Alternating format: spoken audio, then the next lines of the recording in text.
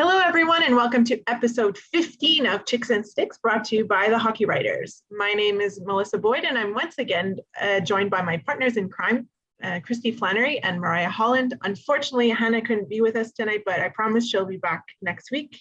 Hi, ladies. How are you? Hi. Excited for this episode. Yes, me too. So if you're enjoying our show, make sure to drop us a like, a follow, or a comment from wherever you're watching or listening, and send in your questions and we'll be sure to answer them in a future episode. And so, yes, we are very excited for this week's episode because we are joined by none other than Erika Wachter, who is a New Jersey Devils game host for MSG Networks. Hey, Erika, how are you doing? I'm doing great. How are you guys? Thanks so much for having me on. Our pleasure. Well, no, thank you for joining us. We're very happy to have you. Yes, I'm excited. So we'll get right into it and start grilling you with some hard-hitting questions. Grill away. Let's do it. So how did you get your start with the Devils and MSG Networks?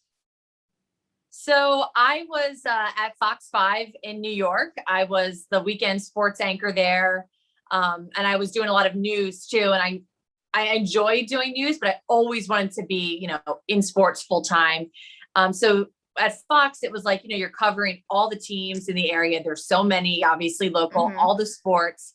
And so I was sort of like, I was there for just over 2 years at that time. And I was like ready to take the next step after that. And I thought, a regional sports network, obviously that is a huge step. And I had an agent at the time. And he found out about the opening with MSG Networks for a Devils host. And I was so excited. And it really happened so quickly. Like we found out about the job. We went in, did an interview. They said, you're going to do an audition. And I was fortunate. I did my audition with Bryce Salvador, who's, my analyst. And I feel like we had chemistry right away. And he was so fun. And he was still so new at the time too. So, we had a lot of fun in our audition. And basically we did a full show. And then within a week or two, this was like going back to, I guess, August of like 2018. So sort of like the timeline we're in right now. I found out I got the job and day one was media day. And I had basically no time. And it was like, it was thrown right in there. And I had just so much fun, just got right to it. And, here we are. I can't believe going into my fourth season now. It really just seems like yesterday and it's been so fun. Well, I can say, because I'm a Devils fan, I can speak on behalf of all of us that we are all very grateful to have you. You're fantastic. Yeah, everyone loves you. You're fantastic. Oh, thanks so much. That means so much to me. I'm saying that with 100% certainty. Now, I know all of us had an issue with COVID and kind of how that adjusted our work life. How did that kind of affect you with this season? Yeah, this season was totally different. And it's like, I think back, we're talking about entering the fourth year. So I feel like I'm a senior and looking back at my freshman year, it's like, whoa, like you're growing so much. And, you learn along the way, but it's like weird that was the only season I had that was 82 games. So, the second season was shortened and then we weren't able to come back to make a playoff push. Then the third season, obviously, again, we fell short of the playoffs. And this year was just completely different. We were so grateful just to be back to work. It felt like the longest off season imaginable. And I know everyone went through their struggles, but it was so different just not being with the team like every step of the way. So we weren't traveling this year at all. We did everything out of our studios. And sometimes we were in the Prudential Center with no fans. The team was away. It was just dead quiet in there. You could hear your echo throughout an empty arena, which was just bizarre. And, you learned a lot too this season because you had to think outside the box because we weren't able to be in the room with the guys and doing our interviews and everything. So I think that was sort of like the biggest challenge this season was just not being there and getting the full experience. And I know the guys had it tough too, just having to travel, but basically stay inside their hotel rooms, just go there for games. And of course, play the same teams at the time. It did get old. And I'm sure for fans, they didn't look forward to some of those matchups. So do you think working with a small market team like New Jersey there are a lot of differences, or I guess on the flip side, benefits as well, as opposed to working with a larger market team like Toronto or Montreal? So, what's the experience like? Yeah, that's an interesting question. In my mind, like I still think of it as like the New York City market because we're here in the metro. So it's, big for New York, all the New York local stations, like where I was before, they'd be covering the Devils. So you do feel that, but it's mostly the difference I'd say is, all the other news networks don't come around until like the playoffs. Yeah. And where in Canada, it's like live, breathe hockey. That's it. So I think that's like maybe like the biggest difference overall where, we play the Montreal Canadiens, they come down to town and there's so much more media in the room. Like you're fighting in the scrums. They all have their microphone sticks and you're just like, hey, this is our domain, like this is our home. So I think that's like kind of the toughest part. And you notice it up there too. There's just so much more media, so much more attention. And I feel like, unfortunately in the States, it's still like hockey's, one of the lower of the big four. I think like football still dominates and hockey's still like a niche sport. So they're trying to gain a bigger fan base. But the big benefit about it being a bit smaller and kind of having that luxury of not having as many people around is you can build those like intimate relationships in the room and you're able to talk to the guys more freely. They're not being bombarded by everyone. And you can kind of just like meet them and just kind of get those cool little stories and be able to bring them to the broadcast, which is sometimes a bit tougher, I think, when there's so much more people around, you're all sticking to that one storyline. If you have the flexibility and the availability to talk to everyone, you can kind of get something off the beaten path, which is pretty cool. That's a great point. I love that. Yeah. I love that. So going back to 2018, you said that you were most excited to go visit LA because at that point you were not on the West Coast. Where are you the most excited? Like when you see the schedule, what city are you the most excited to travel to? Is it still a California team? So this year I would say I want to go to Seattle, obviously. Yes. Like the new team, I just can't even imagine what it's going to be like. I think seeing the expansion draft, it was like, wow, it's just a stunning backdrop. It looked beautiful. And the excitement of a new team, I think is just going to be awesome. So I'll have to give that like the punch up, but still like that whole West Coast trip. And fortunately, we'll get to go out there a bit more, I think, with the Seattle, the way things kind of like pan out. That's still my favorite. I love California. I had never been there, so that's why what you're going back to that interview I did. And I was so excited to go to California, never had been. I was like, this is going to be awesome. So like, that's one of my favorite memories. The first season we went out to Anaheim. We had an extra off day and I was able to go to Newport Beach, dip my toes in the Pacific Ocean, go to the beach. And it was just such a great off day. And the guys were down there by the beach. They were all, everyone was just kind of enjoying the sunshine, especially when you're there in December. So I was going to say, like that's where you want to be. You're like, oh, it's like snowing here. See you later. Like we're going to enjoy the sun. And I think that is so much fun out there. And of course, Vegas is also one of my favorites. And last year, 2020, right before the pandemic, my parents were out there. They came out to a game and they made a vacation out of it. But it was like, just like the best time being able to have my work and then intertwine it with them, show them things behind the scenes in a visiting city, and what better place than Vegas. So that was a lot of fun. So anywhere on the West Coast, I'll take. Going away from the West Coast and back to New Jersey, picture it's a Devils game night. What does your prep look like, and how much time do you spend reviewing like game day material? And obviously this probably changed with COVID too. Yeah. So on a typical like game day, I'll go to the morning skate. And so like this year they live streamed the morning skate. Our company didn't necessarily want us in the building more than we had to be. So we would just watch it from home. And then we'd get ready for media availability. Same thing. So typically I get there, it's like 10:30, 10 o'clock, do all that, do all your interviews. And that's where you're really formulating the show for the day. So obviously some things about, some things won't break until 6 o'clock. And that's happened so much where everything we had planned is just thrown out the window. Like, John Hines, when he was fired, that happened right before the pregame show. So that was all coming in live to us. And we're just, rolling with it, which is live television. That's what it's all about. Same thing with Ray Shero. When he was, let go and dismissed, it was a late breaking story. So that changes the dynamic of like what my day is normally like. But on a normal game day, when it's just all smooth sailing, it's like 10:30. We gather in interviews, and I meet with some of my like production team, and we just kind of go over, hey, I liked this sound bite. Let's kind of formulate this for our first segment of the rundown of the show. And you discuss with Sal, who would typically be doing an interview. So that's just like, we kind of all come up with it then in the morning.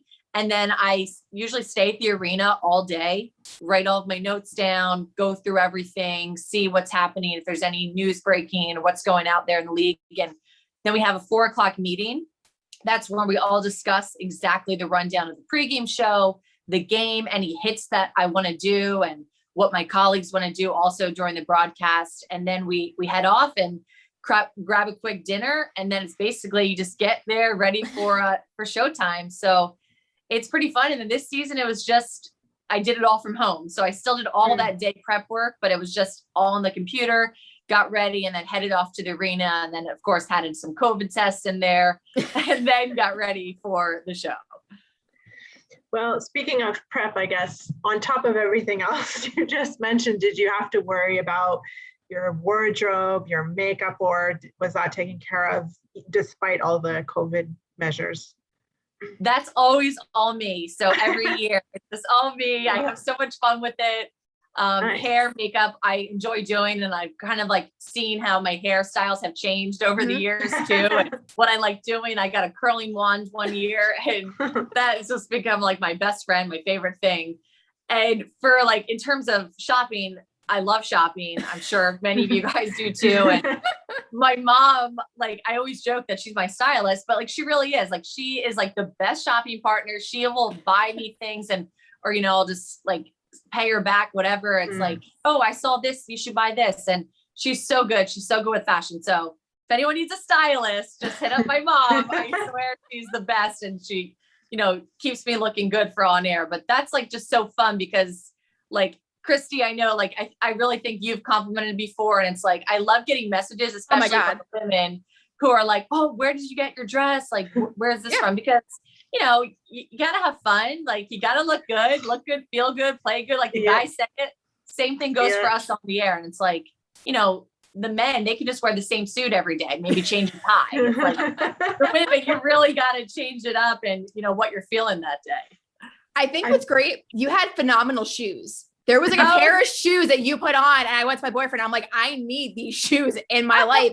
And your wardrobe's always so colorful, which I think is so great too. Like it's never just straight black. You're always in an amazing color. It's fabulous. Oh, thank you. Yeah. And the shoes, it's like, sometimes it's just, well, one, everyone would be like, how do you walk on the ice with shoes with the high heels on? I'm like, thankfully the ice is like really chewed up at that point. So it like makes it easy, because I'll never forget that. Like, it was the first preseason game. No one told me I'd go on the ice when we win a game. So I'm standing there, and then they're telling me I have to go out base. It feels like center ice. You're out there really far. You are out very far. I know. I'm like, oh my gosh. Like, and I didn't even think about it, but I'm like, oh, I'm wearing heels, but I just walked very slowly because you don't want to slip. You don't want to fall. But I just will never forget that, because it's like, I had no idea it was coming. And of course I love when we're out there, which it hasn't been as much as we'd like when we're at home. But then everyone can see the shoes too. We always look forward to those Instagram posts. I'm like, I gotta know. I gotta know what's going on. And your hair does, the curling wine, your hair does look very good curled. Oh, thank you. It's my boyfriend's favorite as well. He's like, oh, she curled her hair today. So even he notices, it's a big thing. So let's talk about hopefully getting you on the ice more. The Devils had arguably one of the better off seasons of anybody in the league. We have Hamilton, we have Graves, we have Tatar. How do you think this team is going to do going into training camp? I'm so excited for it. Obviously we've had some tough seasons. You know that as a Devils fan, everyone knows that it's no secret around the league, but I feel like, you know, some of these moves, like you weren't necessarily expecting. And obviously everyone was, you know, really eyeing Dougie Hamilton, especially, but like the other moves around it that Tom Fitzgerald has done, I think it's just huge. And it says a lot that obviously it helps that we have like a lot of money to spend, and, you know, you could offer these guys money. Like we can't deny that. That has probably a big part, but like to get people to want to come to New Jersey and you got Marty Brodeur calling these guys. That goes a long way, like to have a Hall of Famer making the call and saying what's great about New Jersey. So I think that is just so exciting that it's become an attractive spot. And, you know, maybe we're a few years off to really, you know, being big contenders, but it's like the potential is there with this young, talented group that we have with Nico Hischier, Jack Hughes, Mackenzie Blackwood, and Ned, and hoping he gets a really good tandem this year to help him. I think that'll be just huge for his development because obviously last year, you know, you signed Corey Crawford, you think that is the next step you need. No one expected that. Like, wait, where's Corey Crawford? You did not see him on the ice.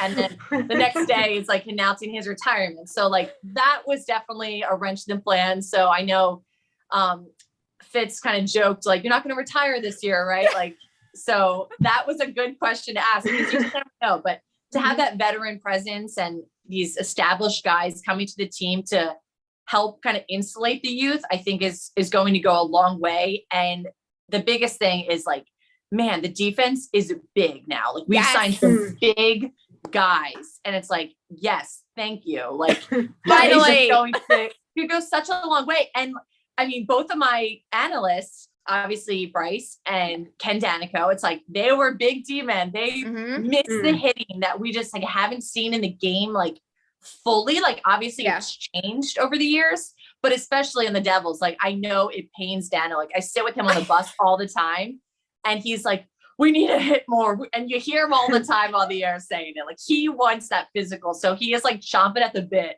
to see these guys, you know, come season and really even see what they bring during the preseason, because I think that's going to help everyone's game, especially even the forwards having to go up against these big guys at practice.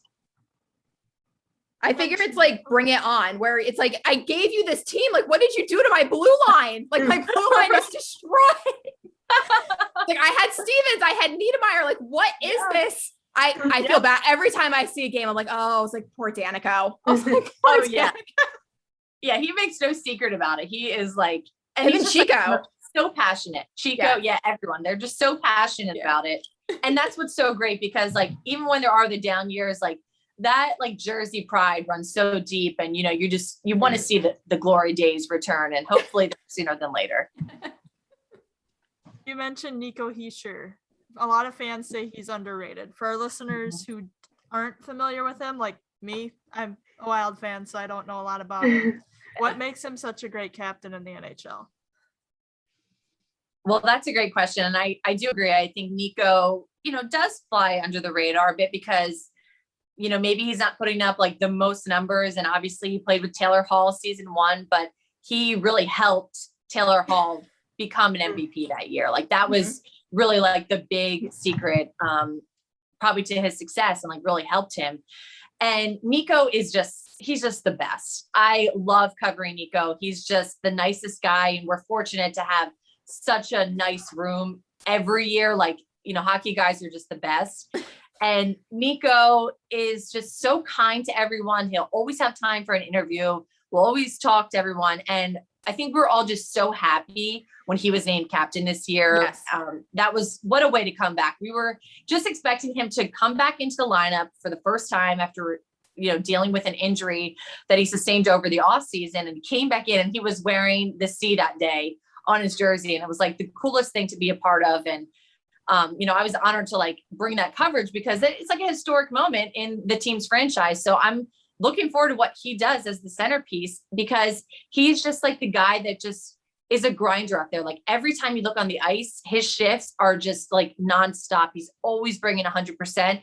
And that's what he says every time he talks to us too, is like, I just want to go out there and do my best. I want to do my best. And this season, especially, I talked to him about like the differences he's felt, because even if you look back a year ago, the guys around the room were looking to him as the leader. And when he became the all-star in place of Kyle Palmieri, who I believe was injured at the time, you know, Nico was like learning how to trust his voice out there. And this past season, he was in every meeting, even when he wasn't playing on the ice, and wasn't afraid to use his voice. So I think that's been a big growth for him, is just kind of demanding that excellence from his teammates and leading by example. But I think just that attitude that he brings makes him such a great leader, because he doesn't just, I guess, talk the talk, or he he's doing exactly what he's asking of others. And he's like so proud to be part of this organization, just as humble as it gets. And I think that's so huge to have that type of personality leading the way for a young franchise, especially. Yes. For sure. So do you think Nico can develop into a Patrice Bergeron type player, or who do you, when you watch him play, I mean, who does he remind you of on the ice? Well, I like that comparison. Yeah, I do think that's true, because obviously, Patrice Bergeron, he's part of that perfection line, and, he plays with such great, talented players around him. And it's almost like, he's just out there doing his job. And I think that's the very similar, style to Nico, where he's just getting the job done and being a strong centerman at that. Like, Nico is taking such big pride in his faceoffs now. And it's continuing to work to be the best. But I think that's it. We're maybe not as flashy.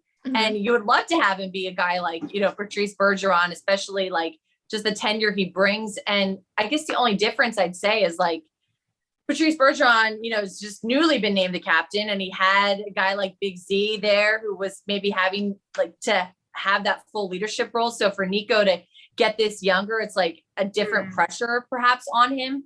But I think the sky's the limit for a guy like him. That must be good for Hughes to have as well to look up to, just in the room, on the ice, because he's a baby.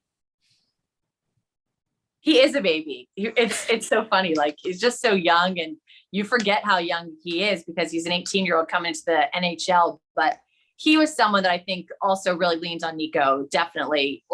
No one can understand, what does it mean to be the number one pick in the NHL draft? Unless that's something you've experienced, I don't think, you could really put yourself in their shoes. And especially when Jack came in, the pressure that was on him. And I think it was he said it was like a circus that first year, coming in with such high expectations. So to learn from Nico and some of the other veterans, I think really helped him, and just kind of coming back down and knowing, what do I need to do to get better? And we saw that in the jump from year 1 to year 2. So hopefully he put on some more weight, and he's ready to even take that next step for year 3 and finish some more, because that was the one thing that drove him nuts last year, was having so many great chances, great looks, and just not finding the back of the net enough. Do you think it's a big loss to have Zajac now out of the locker room? Because he's been in the locker room for forever. He was that veteran presence for that team. Yeah, it's been tough to see the turnover over the last couple of years. And you have to understand this process and really respect what the Devils are doing, because I think it's still so exciting. But a guy like Trav, he was a Devil for as long as Jack Hughes has been alive. Jack Hughes has not known the Devils without Travis Zajac on it. And I've talked to him about that before. It's Jack would go around to someone like Trav and be like, hey, I'm closer to age to your child than you. And it's that's really weird to think about. And for Trav, I think so many guys learned from him, especially about work ethic. Yes. So I'm hoping that that impact he left has been enough, essentially, because, he's definitely missed. He's a quiet guy in terms of being a vocal leader in the room, but it's he was always the first one out there on the ice for a morning skate, finishing up, always just putting in that extra work. So if anything, every single player, Sharon Govich, Quoken, they got to play on a line with him this past year for quite a bit of it. It's they've said how much they've learned from him. And I think that's tough to see him go. So it is a loss, but I really think the impact he left on these young guys is just absolutely huge. And they're going to continue to remember what a veteran like Zajac did, and how you can be in the league for as long as he has been. So we're going to wrap up the show with a quick rapid fire question, sort of round of questions. So it's kind of the tradition here on Tricks and Sticks. So we're going to put you to the test and see how you do. So I think Kristy has the first one. What is your go-to coffee order when you're running around all day? The arena. I'm so bored, but I order black coffee. That's what I'm doing now. And I like it. It's working. The taste is growing on me. I don't know how. My husband drinks the black, and I think I just started doing the same. But when I'm really feeling like, adventurous, I like to get a mocha frappuccino too. So like, that's like a fun pick me up. Like, ooh. Are you more picky about your coffee now that you drink it black? Because I have a couple friends that will like not do Starbucks anymore now that they switched to black coffee. Really? They're more particular about it. I don't think like I'm too particular about it, but I do love like a dark roast. Okay. So like, I just like love it. Like a European dark roast, that's the way to go. So maybe I am picky. The best NHL arena atmosphere besides New Jersey. I'm going to say Vegas. I just think it is like the best. And I'm always like a little disappointed that I can't see all the show that's happening when I'm like in my room on the pregame. Like I'm just watching through a monitor, but like the whole building's shaking. When you're out there, there's always something going on. So I just think that's so cool because they're having so much success out there, but it's like, it's a show, it's Vegas, and like they're living up to the Vegas name. So, social media is all the rage. So which platform do you prefer? Facebook, Twitter, Instagram, TikTok? I know. That's a really tough one. And I wish I was like even better at social media. I'm always like setting that as like my New Year's resolution to post more, do this. I have to say, gosh, I'm not even going to give a good answer here, but like Twitter, I feel like I get the most news from. So I love that. Instagram, I like to like look at pictures. I like to post like, my outfits or whatever. But TikTok, I think is just like so fun. I don't even post on it, but I love scrolling through that thing. And like, you never know what you're going to find. And I got into it like during the pandemic, like most people, because I remember being at a game and some, a young fan, he was like 8 years old, came up and said, let's do a TikTok dance. I was like, what is TikTok? And I remember doing a dance with him, but I had no idea what we were doing. And sure enough, it's like, oh, this is TikTok. And there's just so much to it. I love it. There's so much variety. You really don't know what's going to end up on your feed. What's going to come up. So I have to always ask this question. What is your go-to game day accessory? Well, we've talked about it. So probably like a pair of high heels. It's the shoes. It's always the shoes. It's always the shoes. You got to like feel good. Like, so I can show up sometimes in like sneaker or whatever, like an UGG. And then it's like, you got to put the heels on. That means you're ready. Like that is when you're ready to go hit the air. Even if no one sees them, it's all about you feeling good for it. 100%. We'll be in the Stanley Cup Finals, and who will win? Oh my gosh. We like doing early predictions on Chicks and Sticks. And I don't even know what to say. I'm like bad at making predictions. I always get like a little nervous, but I'm just going to say, I want to see the teams come. You can ask me this in a month or two. Okay. So I want to see them hit the ice for the first time because we've had a lot of moving parts this offseason. But I'll make the prediction like the Devils will be making the playoffs this year. And that's what I'm most looking forward to. Seeing them make a run. And gosh, if they were to get the Stanley Cup final, wouldn't that just be like the best thing ever? Fans would fall over if that actually happened. That would be amazing. That's a bold prediction. Put that out in the universe. Yeah, yes. You heard it here first. So when it happens, we'll come back to this. Fingers crossed. So unfortunately, that's all the time we have for this week. Erika, we really appreciate you joining us and for all the great insight you gave us. It was a lot of fun to learn a bit more about what you do and behind the scenes and what it's like working with an NHL team. So thanks a lot. Thank you guys. It was my pleasure. And a special thanks to all of you for being loyal to us. We're already at episode 15. It's hard to believe. So thank you for watching and listening. And be sure to check out all the great shows being produced by the Hockey Writers on a weekly basis. You can find them on YouTube, and your favorite podcast platform. And we're also available on iHeartRadio now. So don't forget to visit thehockeywriters.com to read all the great content being produced daily by our writers, including Mariah, Kristy, and myself.